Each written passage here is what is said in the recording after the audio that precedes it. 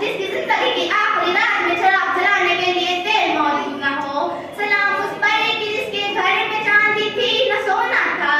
سلام اس پری کی جس کے گھر میں چاندی تھی نہ سونا تھا. سلام اس پری کی ٹوٹا بوریا جس کا بچھونا تھا. سبحان اللہ. اور یہ سب قرآن کے مطابق تھا.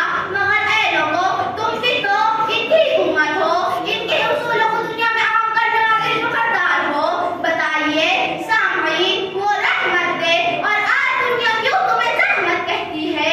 اس لیے کہ قرآن نے توحید و حدانیت کا حکم دیا, قرآن نے نماز کا حکم دیا, قرآن نے زکات فرض فرمائی اور تم نے اسے تعاون سمجھا اور اسے بچانے کے راستے نکالے.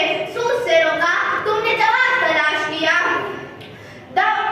تبلیغ کا حکم دیا اور طلاق دینے والے تم, عورتوں پر ظلم کرنے والے تم, ماں باپ کو بڑھاپے میں اشک خون رلانے والے تم, اور مسلمانوں کی گردنوں کو تلوار کے واسطے کاٹنے والے تم, موسیقی اور ٹی وی کے دلدار تم, فیشن زدہ لباس پہننے والے تم, راتیں پبجی اور ٹک ٹاک میں گزارنے والے تم. تمہیں ان کا دل دکھانا آتا ہے, نمازوں کو چھوڑ کر ان کی آنکھوں کو تکلیف پہنچانا آتا ہے, اور سنتوں کو چھوڑ کر انہیں اشک خون سے رلانا آتا ہے, مگر انہیں خوش کرنا, ان کو راضی کرنا نہیں آتا.